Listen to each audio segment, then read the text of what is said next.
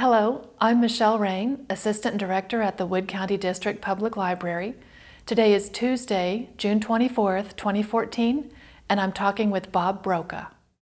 Hi, Bob. Hello. Thank you for being here today. I'm with Bob Broka, who's a Korean War veteran, a graduate of Bowling Green High School, and a longtime resident of Bowling Green.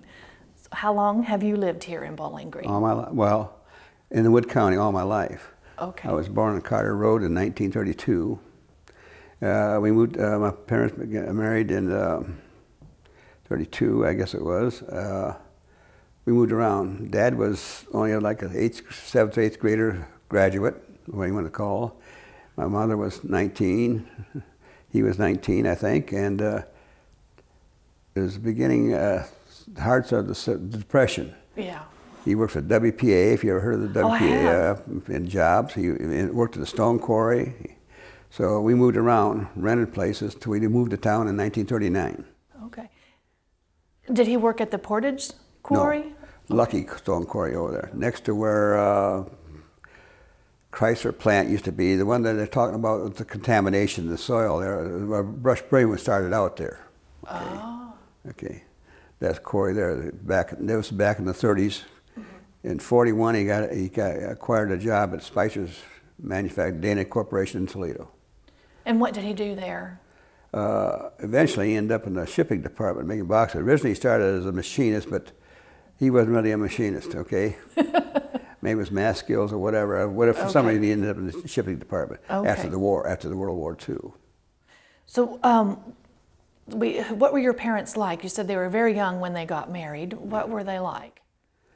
He liked to hunt outdoor. He had his phases of hunting. When I can remember a child, it was a coon hunting. Oh. And then in the 40s, it was bird hunting. He had bird dogs. Then in the 50s, it was beagles, rabbit hunting. Fishing, we were river rats for years, from the 30s to 40s. And of course, I went in the service in 51, you know, so. Which river? The Maumee? Maumee, yeah. Yeah. So you lived close to the river? No. We lived either in the county around here, centrally around Bowling Green, basically. So you had all kinds of dogs then, in and out? Yeah. Do you keep dogs today? Our last dog we had to put down 3 years ago. We had her 16 years almost. Oh, that's a long time. Yeah, and we're getting feeble now. To have a dog, you should exercise him, and I have trouble walking, so does she. So. Yeah. So. What was it like to grow up when you moved to town? There was a big change. What thing did you notice the most about moving into town? Well, I was only in the 2nd grade when we moved to town, so I was quite young. I started the first year. We lived in the country. We lived out on Hilt Road, if you know where Hilt Road is, by Sugar Ridge Road. It was a half-mile road between Sugar Ridge and Simmons Road, and then we moved to town in 39. I was in the 2nd grade. At that time, we didn't have kindergarten. I was not ready for school when we started. Okay, I flunked a half a year. At that time, they had half-year advances, and I had to. So they did it. We moved in 39. They changed that rule in the state, so they put me in the 2nd grade. Well, 2nd grade was I had repeated 2nd grade is what it amounted to. I went to all the grade schools they had in town. All of them. Did you have a favorite? Yeah. Went to South Main 1 year. First year was a Ridge Street School. It was only about 7 years old then. South Main School for 2nd grade. Training school, which is Hannah Hall. The university had what they had called training school. At one time they had from kindergarten up to 6th grade, but when I went there, I think they went as far as the 3rd grade. They were eliminating it slowly but surely. Now, what was the training school? I don't know. I don't remember the student teachers there, but we must have had some. Okay. I think that's before student teachers started going out into the classrooms. Oh, okay. You know, and in schools like they do now, or I guess they still do. I don't know. Okay. I don't know what they're doing now. But you actually went over there instead of the teachers. Well, yeah, that's why we went to school there at. Yeah. Went there for 2nd grade and part of the 3rd grade before we moved again. We were poor people. Yeah, a lot of people were. Yeah. They didn't acquire a house. I finished up 3rd grade at the Ridge Street School, and then we moved on to West Evers, and I finished the rest of school right here across the road here with the city building now. That was Church Street School. That went from, by that time they had kindergarten there. They went from kindergarten to 6th grade in there. So when did it become the city building? Well, before it became a city building, it became a library. Oh, that's right. They moved the library out of the high school room over there and moved it over there. They had to build a new school, Coney School, because the floors weren't safe there. Well, guess what they put in there? Books. On an unsafe floor. It held them. Did you enjoy school? Oh, basically, yeah. I loved history. History was easy. I had a memory that I could read something that I enjoyed. I passed a test wonderful. Essays, I was terrible at. Okay. And so who were your best friends when you were in school? Well, you want names? Sure. Oh, yeah. I had a friend. He's deceased now, Jake Wessner. He was a class ahead of me. Ivan Avery, he's still alive yet. He was in class ahead. He lived in West Evers. Jake Wessner lived on Liberty Street. Jerry Marion, he and I joined the Army in 1951. There's some other ones, and it varied too as you changed classes. And yeah. What did you guys do for fun, and did you ever get into any trouble? Not officially. Is there anything you care to comment on? No, well, we used to, there was a bunch of us used to sneak in over to the city, 3 pools ago at the city park.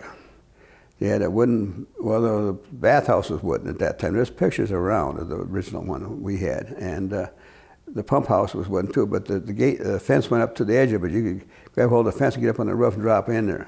Oh, now at night. Oh, at night, fun. Okay, after hours, yes.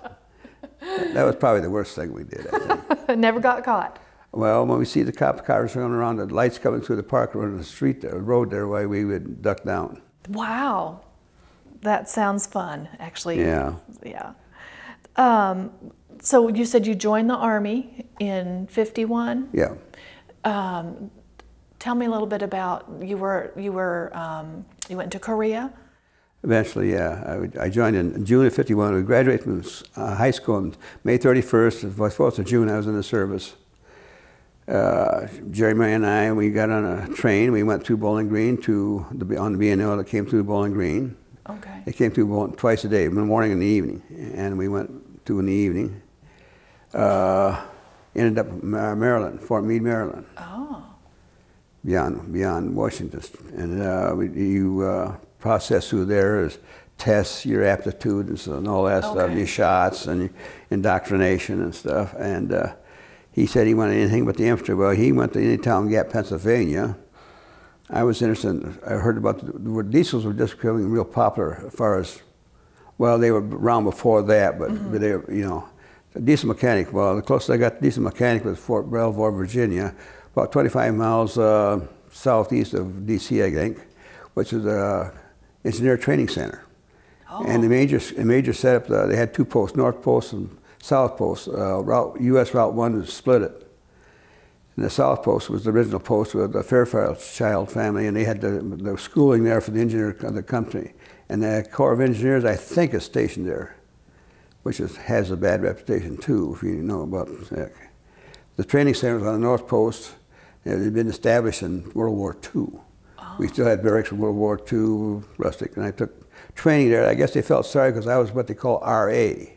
What's that mean? Well, that means you enlisted instead of being drafted. Oh. Okay. And I guess they felt sorry. I ended up in the training center working on personnel for we graduated from training in September of '51. From September to March, I got what they call a levy to go overseas. Then, so I was a PSC. I should have been corporal, but I ran a little conflict with some particular officer. But anyway, then I went to Korea. I was there. So I spent 14 months in Korea. At that time, you did not fly. You went on troop ships. How long did it take to get there? About 2 weeks. Oh, that's not bad. I was picturing that's like long a enough. month. About 2,000 or 3,000 people on a ship. And now, where was the training that you took in Georgia? Did you say? No, Virginia. Virginia. Okay. Virginia. Fort Belvoir, Virginia. All right. So then you were in Korea. What happened to you while you were there? Well, I ended up into. First you landed in Japan at Yokohama. They processed you through. You got more of you acquired a rifle, an ammunition belt, and stuff like that. We were there about 3 days and got on a ship, and we took a ship to Busan, Korea. the southern peninsula, the tip of the peninsula. And then we got on a train. The first thing you know, the first thing I landed there, they gave me some ammunition, and we was on guard duty. Then that night we got on a train going north. Where we went, I do not know. It appeared to be a mission school area. They didn't know what to do with us, some of us. I had two military occupation specialists.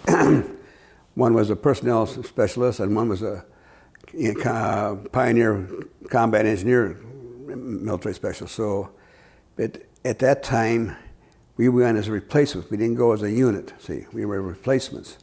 So we sat there in about 4 days before they decided to send us to the infantry or whatever.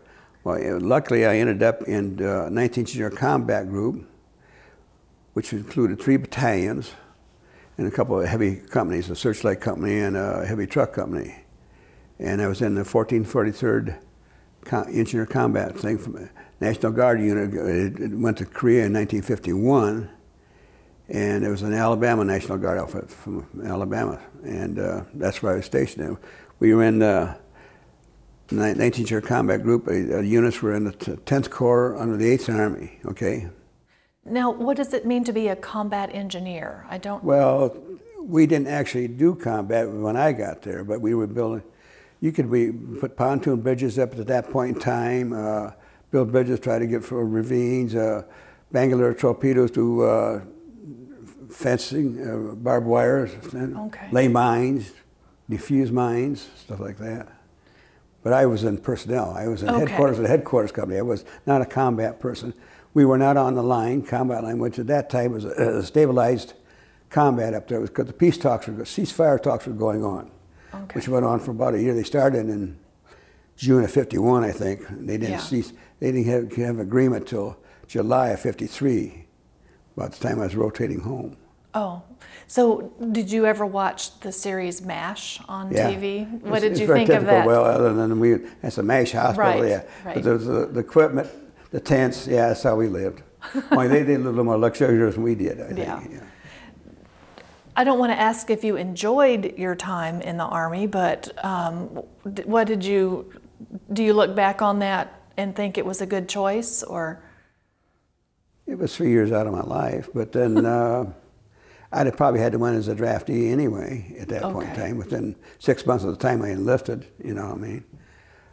There was times you enjoyed it, times you didn't. In Korea, it was 24/7, and that was 14 months. You got tired of it. It got to be a drag.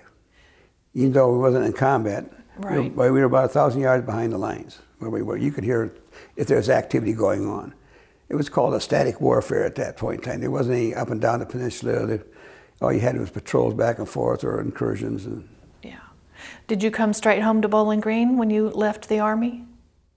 Yes, I did. I wandered around for about a month looking for a job. And because I previously was a paper boy and in circulation room at the Sentinel, I got drafted. And they needed a guy in the composing room. And since I'd done some work similar to that when I was in the circulation room, I hired in there, I guess you can say, you know. I didn't look for that job. I ended up and I fell into it. But we didn't make a lot of money, but at that time, it was 37.5 hours. It was 40 hours a week then. Yeah. Now, for people who read their newspapers online these days, they might not know what it means that there was a composing room. Tell us a little bit about what that job was. Well, we were at that point in time, we were what we call a hot type. Physical things, not a surface, single plane like you have in a film or in your computer paper now. We had writers. We had, originally, by that time, we didn't have 5 linotype. We had 5 linotypes, but we only had 2 of them were teletyped, run by tape, coded tape. Most of the lines could be printed was like 7, well, the machine I ran could go 7 lines a minute if you could hang what they call the elevator. What's that mean? Well, you had the mats, or brass mats, would come down, had the letters engraved in them. You assemble those in assembly, and they'd slide over in front of the mold, and you pumped hot lead into it, and that's how you got your linotype. Oh. And then the temperature of the lead had to be about 550 degrees to be consistent, so it wouldn't be too cold or too hot. I had no idea that you You were know having to. Linotype? Yeah. If you go to Archbold, my Linotype I ran is over there. Ah. It was donated by the Sentinel there, yeah. Okay. But that was Linotype was not invented until about 1888. So any books or stuff you saw before that was hand-set type. Okay. Picked up by your fingers into a, my name is, I can't tell you, I've lost what's out of my head right now. But it was a form that you put into it, and then you slide that Linotype into a chase, assemble it. So it sounds like it could have been dangerous, like with 550-degree lead. If you had a front squirt on a Linotype, yes, it would come back at you. Oh. The back squirt was on the back of the mold. You had a round disc that held these lines. You have set 4 lines in there, different sizes, you know. Okay. Yes, if a front squirt, turn your head. I had a couple of them. But that's because I assembled the line improperly, generally is what happened. And how long were you with the Sentinel Tribune? From 54 to 88. That's a long time. Yeah. A lot of changes in the newspaper business. Yeah, they were still making plenty of money when I left there in 88. They were making money in the 90s, but the internet, lack of businesses downtown that really could advertise. Yeah. You lost Penny's, you lost LaSalle's, and Cook, well, LaSalle's and Cook, Fronies to LaSalle's and Cook, Macy's, Allman, Stage, you know, you name it. Lion Store left long before that. I can't tell you when Lion Store left. Yeah, but there went the advertising revenue. Yeah, you don't make money on a lot of money on your circulation. Sure. You make money on your advertising. That's how you make your money. Okay. If you don't have the advertising, you see it at the paper now, they do not have it. Yeah. Although we're really fortunate to still have it. I hope that we continue, but I don't know. So I want to get back to some of the questions about Bowling Green itself. Did you ever go to movies at the Clazel? Yes, we did. And what was that like? Pretty neat. It was a neat place. But you missed the Lyric, though. The Lyric Theater was on East Worcester Street. Oh, I did forget the Lyric. Did you go there too? Yeah, well, they had the B movies there. Okay. Big serial and westerns and stuff. Yeah. Roy Rogers usually showed in the Clazel. But you had like Hopalong Cassidy and some of the other ones, the earlier ones. The B movie westerns would be over the Lyric. Now, where on Worcester was it?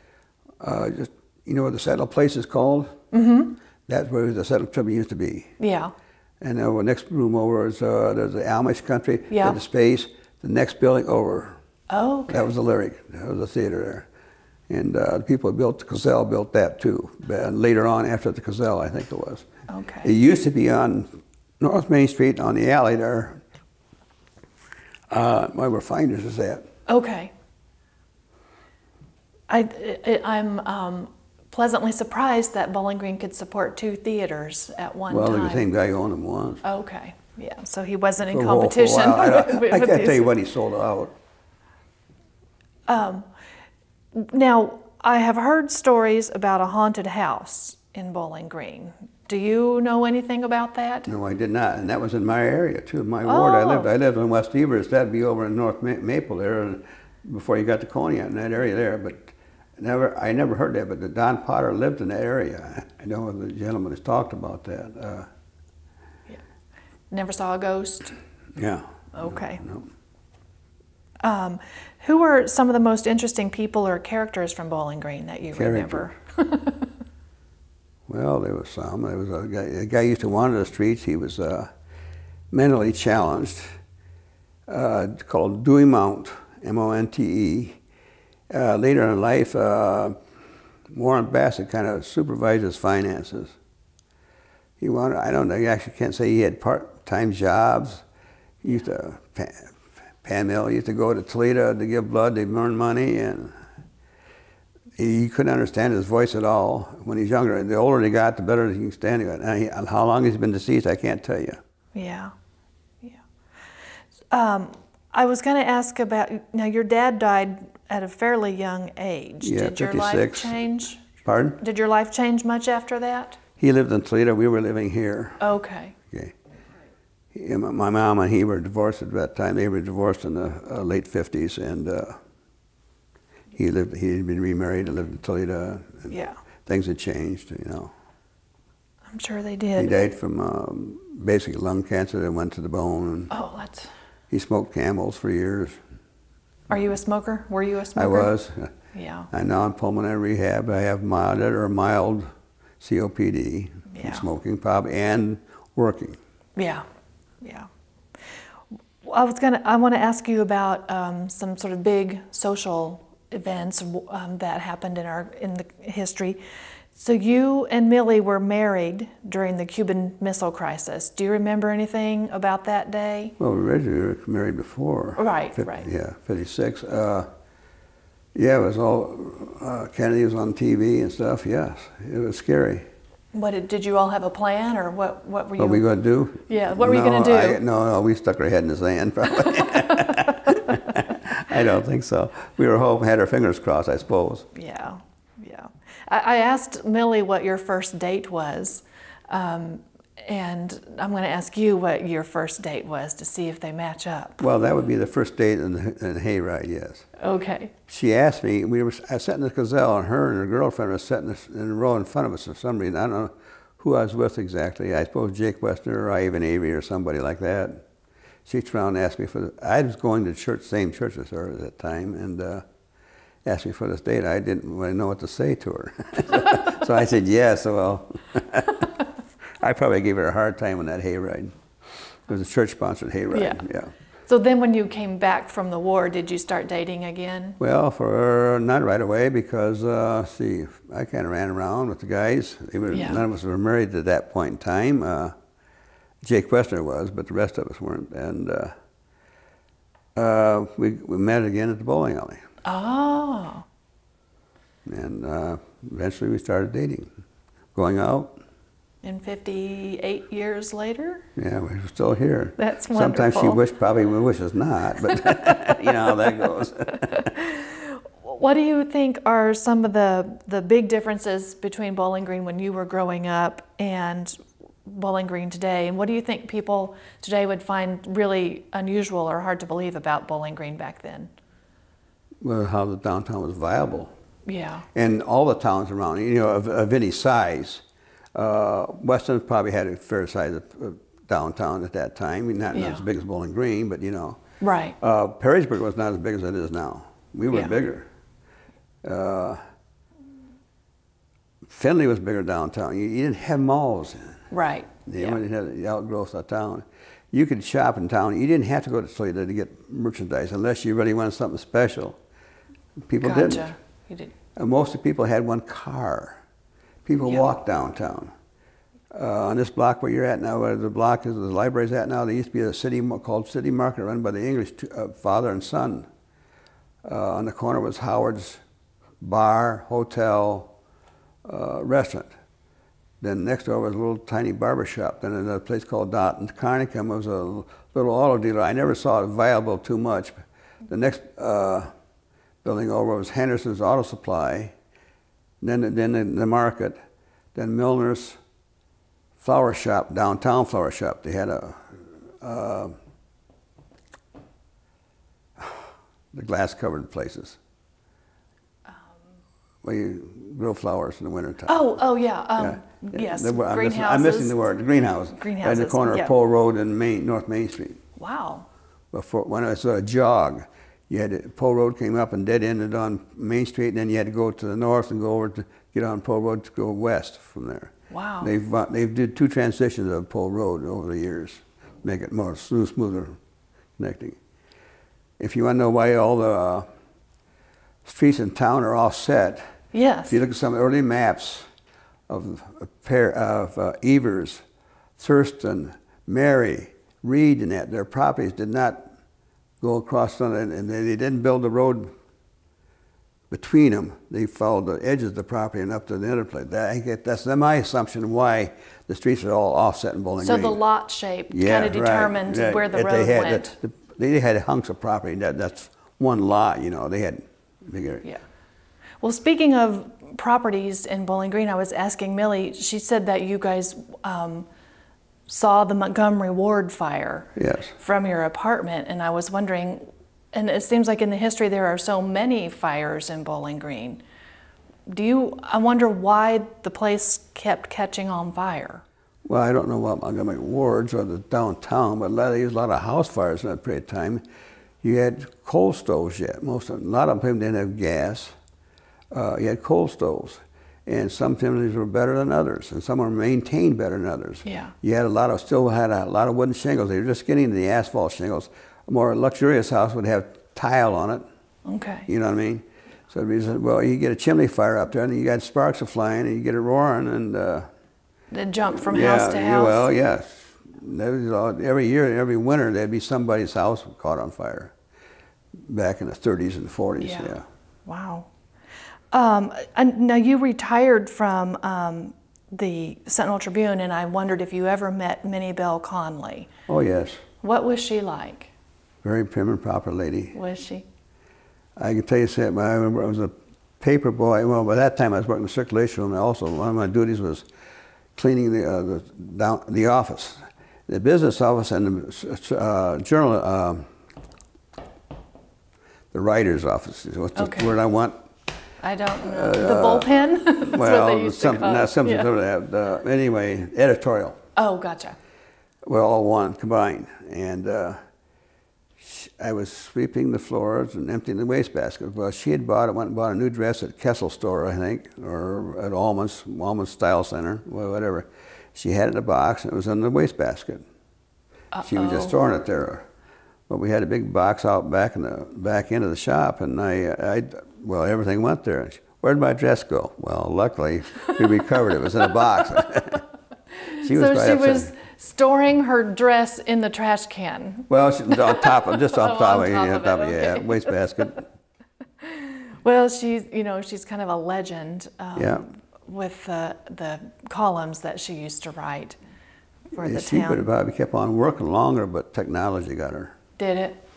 Yeah. When we were changing, we went to hot type. What got her, basically, they went to try to update, to get rid of the perforating machines, and they put an OC optical character reader in.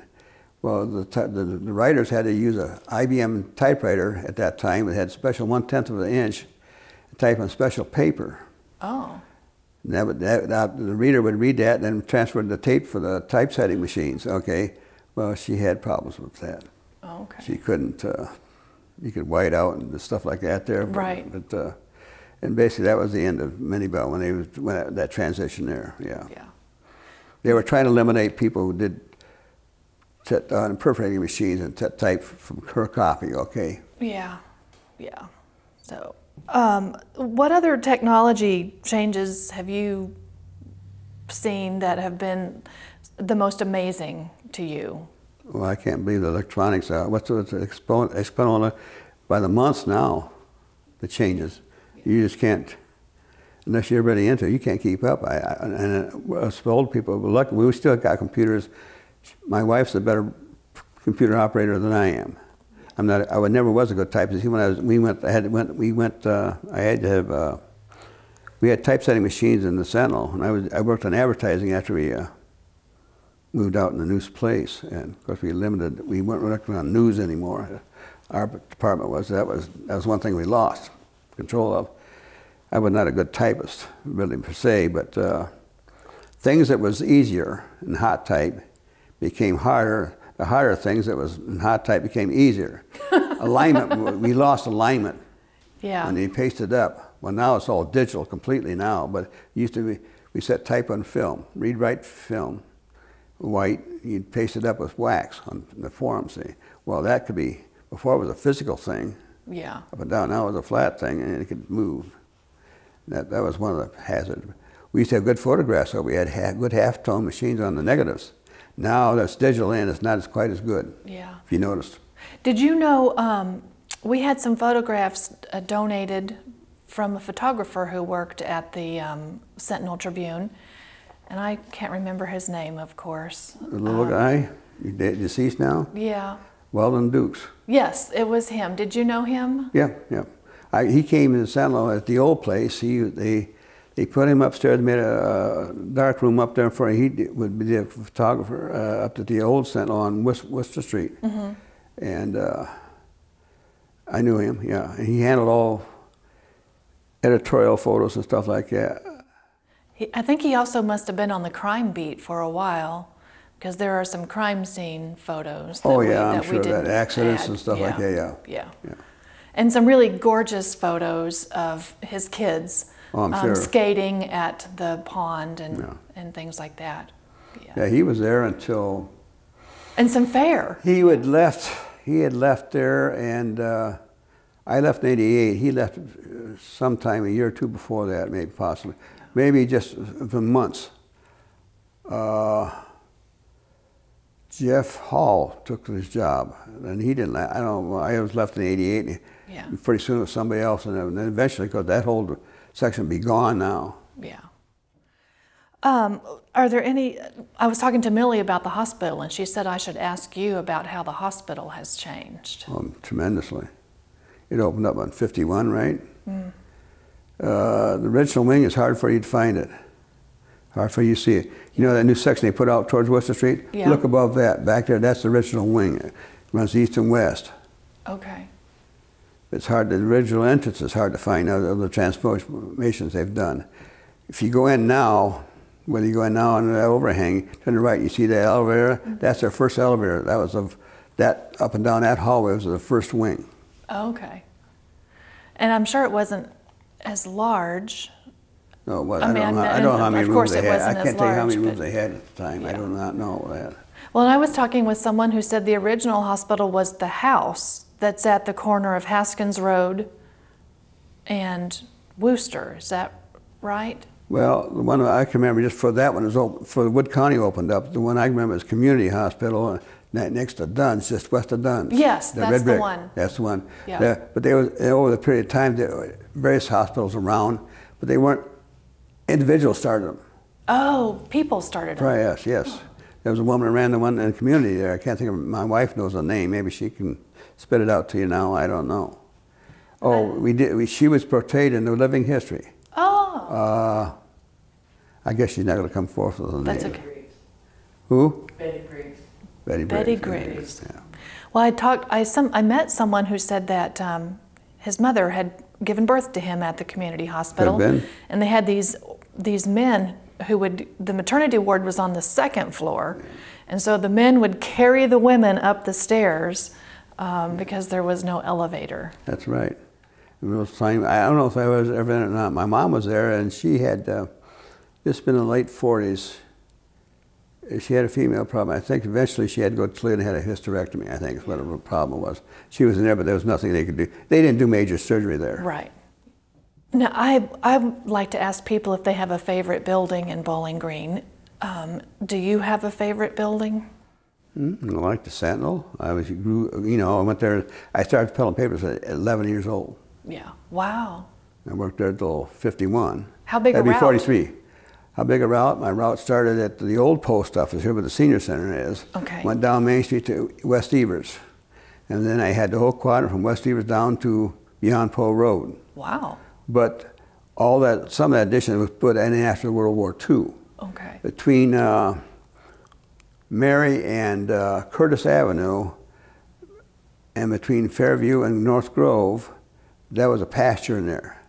Then there was another pasture between Wolfley and Reed, West Reed. Because Reed Street only stopped at Grove Street at that point in time. So did Wolfley. They did not go through the other pasture there. But so I had about roughly, it started out with 160 customers. I worked up to about 200. Some of them were acquired some buildings after the war. I averaged about 190 customers. Wow, and that's every day? That was 6 days a week, 6 days a week. 6 days a week, yeah. Because it's never been published on Sunday? Never. Never, okay.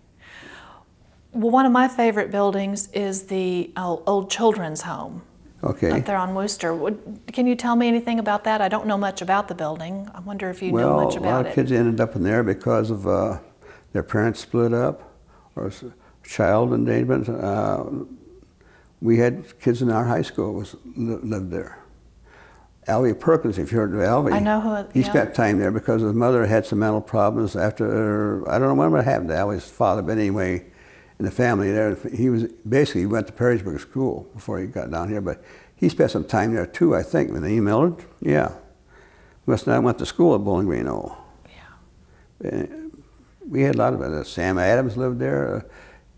I dated a girl in the locker next to me, Joanne Brown. She come down from Findlay. That's not the original children's detention home. The original one was across the street in a blue tower house in Westchester before they built that one there. Yeah. And so those weren't for kids who were in trouble with the law? Some of them were. Oh, some of them were. I can't tell you exactly. Sure. You know, I'm not. Yeah.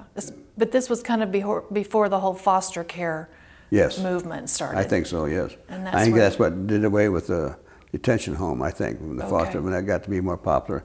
I can't think when that closed. Do you read the history about when that actually closed? I can't remember either. I don't know. You know, it happened when that happened. That's right, yeah. It happens and then you realize it's happened. It's gone, it's closed. I can't tell you the year. I suppose it closed by the 60s or 70s. I don't know. 60s at least, probably. I don't know, late 50s, I'm not sure.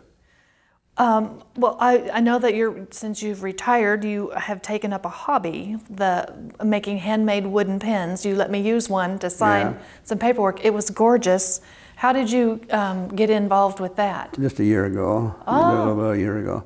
There's some guys in town, a guy by the name of Clayton Baker, he does a tremendous job. Mike Kreischer, who used to be in, I think, IBM or computer security. He works at Woodcraft down on the corner of Reynolds Road and Airport Highway. Woodcraft's woodworking suppliers and tools. So do you have a whole bunch of tools that you have? Do I have? I have some, but I haven't got like some of them do, no. I work when I feel like it, go out there, yeah. Well, they're really pretty. And then I saw that somewhere at the fair last year maybe, or the year those before. guys, Woodworkers there, yeah, there's a club in town. They happen to meet the same night that the genealogy meets. They meet out at the high school, I think, they're somewhere in the grounds out there, an agricultural building, or the fairground, I'm not sure. It's the same night that genealogy meets here at the library. So do you have a conflict of interest? Yeah. There's some excellent woodworkers in town. I'm not one of them. I'm more of a bumbler. Well, I know that you and Millie have lived here all your lives. Yeah. I wondered, do you ever think about becoming a snowbird and spending the winters somewhere else? We have. We've already went through that. We went through 3 years of that going to Florida. Oh, did you? We rented a place down there where some friends live now, and you had to rent it from at least January to March. That was longer than she wanted to like down there. Yeah. 3 months, 3 months, so. Well, this past winter was so horrible. That'd have been a good winter, but that would have been a good wind to do it. Well, last time we was down in Florida, staying in Florida was the year 2000. I hate to think what the driving is down. Traffic is horrendous down there. I hate to think of the trip to get there. And we always did a day and a half. Some people used to drive it in 16 hours straight. Wow. Yeah. You had to be young to do that. Yeah. Well, I'm gonna ask you the same question I asked Millie. If you could do anything you wanted now, what would that be? I'd have moved off the Winter Garden Road in the 1970s. Why is that? Because it's a major artery and it's a narrow road and we live on it. Sometimes it takes us 5 minutes to get out of our driveway or more. Wow. Because it's a major artery. Yeah. Because of the conflict of all these roads that don't go through in town. Yes, there are a lot. For various reasons. Like we got Winter Garden Park, it's a nice park, but also there's no roads to go through north and south for the whole area there. Yeah. Yeah. If you could travel anywhere, would you want to go anywhere special? No, I'm like my wife now. We're kind of like, people ask me, younger people say, well, I want to travel. Well, I'm beyond that stage now. We used to travel, take vacations, drive. Yeah. I don't like traffic anymore. I completely understand. Is there anything that we didn't talk about that you would like to tell me? Well, I can't think. You've asked plenty of questions. I hope I've answered them for you. Oh, yes, you have. My memories might, some places are good or not. You know, you had a tendency when you were growing up, we lived in West Evers. That quadrant was our town. Yeah. Now, what happened to the southeast corner was, you know, I maybe knew the kids, but, you know, I didn't know the... Yeah. Yeah. Wasn't your neighborhood. Well, and I was growing up at that period of time from the 40s up to the 50s, where it was a safe town. The traffic wasn't very much then, especially during the war. Yeah. From 41 up to after the war, even sometime after the war. And we could ride our bikes around all over town. And maybe my parents weren't exact as they should have been to keep track where we were at, but you know what I mean?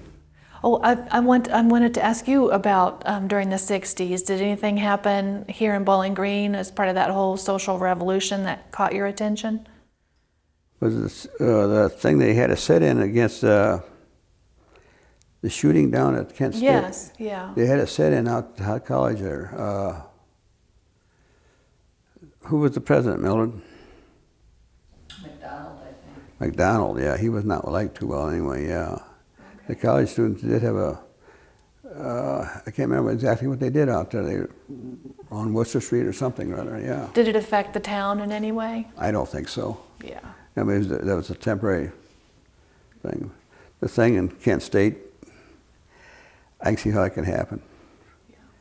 You know, you put troops and guns out there and kids that are raving and whatever, whether it's kids or what's going on Iraq right now, you got people shaking their thing. Well, things happen when you got weapons around. Yeah. That's like in Korea, Vietnam, things happen in combat. But people all look at you, don't know who's a North Korean and who's a South Korean. That's what happened there. There was a couple of cases there that happened there. Yeah. The early war, part of the war, but guys, you cannot, yeah. Well, thank you for your time today, Bob. It's been a real pleasure to have you and Millie here back to back to talk with you about what your lives have been like and what it's been like in Bowling Green. Well, thank you.